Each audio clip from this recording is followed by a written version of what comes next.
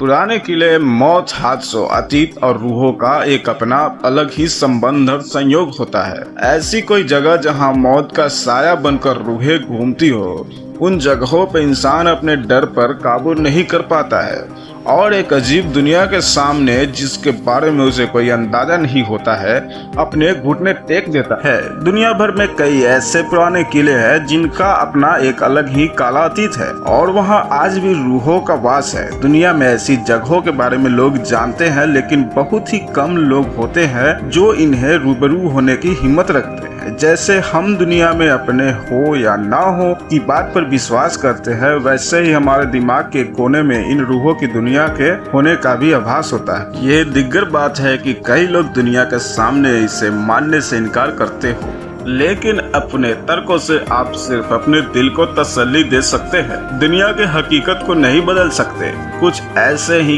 एक किले के बारे में आपको बताऊंगा जो आपके सीने में शानदार बनावट के साथ साथ एक बेहतरीन अतीत भी छुपाए हुए हैं। अभी तक आपने इस सीरीज में केवल विदेश के भयानक डरावनी जगहों के बारे में सुना है, लेकिन आज आपको अपने ही देश यानी भारत के एक ऐसे डरावने किले के बारे में बताया जाएगा जहाँ सूरज डूबते ही रूहों का कब्जा हो जाता है और शुरू हो जाता है मौत का तांडव। राजस्थान के दिल जयपुर में स्थित इस किले को भानगढ़ किले के नाम से जाना जाता है। तो आइए इस कहानी के माध्यम से भानगढ़ किले की रोमांचकारी सैर पर निकलते हैं। भानगढ़ किला एक शानदार अतीत के आगोश में भानगढ़ किला 17वीं शताब्दी में बनवाया गया था।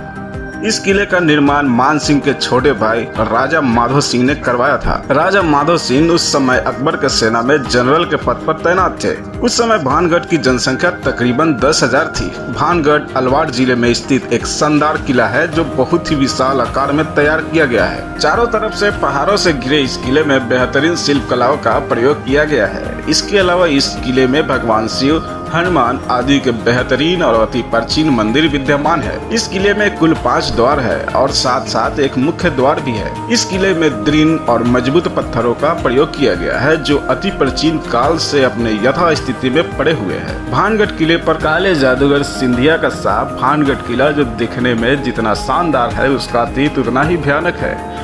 आपको बता दें कि भानगढ़ किले के बारे में प्रसिद्ध एक कहानी के अनुसार भानगढ़ की राजकुमारी रत्नावती, जो कि नाम के ही अनुरूप बेहद खूबसूरत थी, उस समय उनके रूप की चर्चा पूरे राज्य में थी और साथ देश के कोने कोने के राजकुमार उनसे विवाह करने के इच्छुक थे। उस समय उनकी उम्र महज 18 वर्ष की थी और उनका यौवन उनसे रूप में और निखार ला चुका था। उस समय कई राज्यों से उनके लिए विवाह का प्रस्ताव आ रहे थे। उसी दौरान वो एक बार किले से अपने सखियों के साथ बाजार में निकली थी। राजकुमारी रत्नावती एक इत्र की दुकान पर पहुंची और वो इत्रों के हाथों में लेकर उनकी खुशबू ले रही। उसी समय उस दुकान से कुछ ही दूरी पर एक सिंधिया नाम का व्यक्ति खड़ा होकर उन्हें बहुत गौर से देख रहा था। सिंधिया उसी राज्य में रहता था और वो काले जादू का महारथी था। ऐसा बताया जाता है कि वो राजकुमारी के रूप का दीवाना था और उनसे प्रगाढ़ प्रेम करता था। वो किसी भी तरह राजकुमारी को हासिल करना चाहता था, इसलिए उसने उस दुकान के पास आकर एक इत्र के बोतल, जिसे रानी पसंद कर रही थी, उसने उस बोतल पर काला जादू कर दिया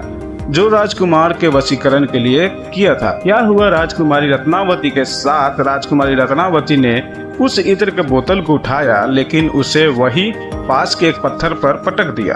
पत्थर पर पटकते ही वो बोतल टूट गया और सारा इत्र उस पत्थर पर बिखर गया। इसके बाद से ही वो पत्थर फिसलते हुए उस तांत्रिक सिंधिया के पीछे चल पड़ा और तांत्रिक को कुचल दिया, जिससे उसकी मौके पे मौत हो गई। मरने से पहले तांत्रिक ने साफ दिया कि इस किले में रहने वाले सभी लोग जल्द ही मर जाएंगे और वो दोबारा जन्म नहीं ले सकेंगे और ताउम्र उनकी आत्माएं इन किले में भटकती रहेगी।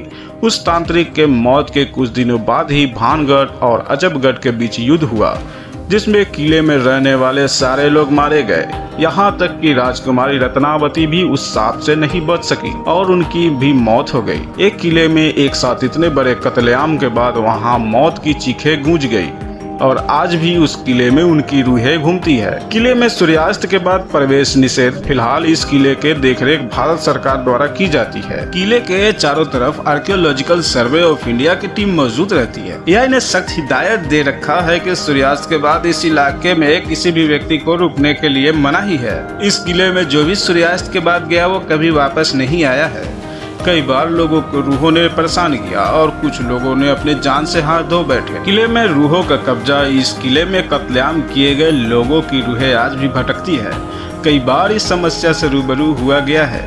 एक बार भारतीय सरकार अर्धसैनिक बलों की एक टुकड़ी यहाँ लगाई थी ताकि इस बात की सच्चाई को जाना जा सके, लेकिन वो भी असफल रही। कई सैनिकों ने रूहों के इस इलाके में होने वाली पुष्टि की। इस किले में आज भी आप अकेले रहोगे तो तलवारों की टनकार और लोगों की चीख की महसूस कर सकते हैं। इसके अलावा इस किले के भीतर कमरों में महिलाओं के रोने या फिर चिड़ियों के खनकने के भी आवाज साफ सुना जा सकता है। किले के पिछले हिस्से में जहाँ एक छोटा सा दरवाजा है, उस दरवाजे के पास बहुत से अंधेरा रहता है। कई बार वहाँ किसी के बात करने या एक विशेष प्रकार के गंध को महसूस किया गया है। वहीं किले में शाम के वक्त बहुत ही सन्नाटा रहता है और अचानक ही किसी की चीखने की भयानक आवाज इस किले में गूंज जाती है। आपको यह ऑडियो कैसा लगा कमेंट बॉक्स में अपने विचार जरूर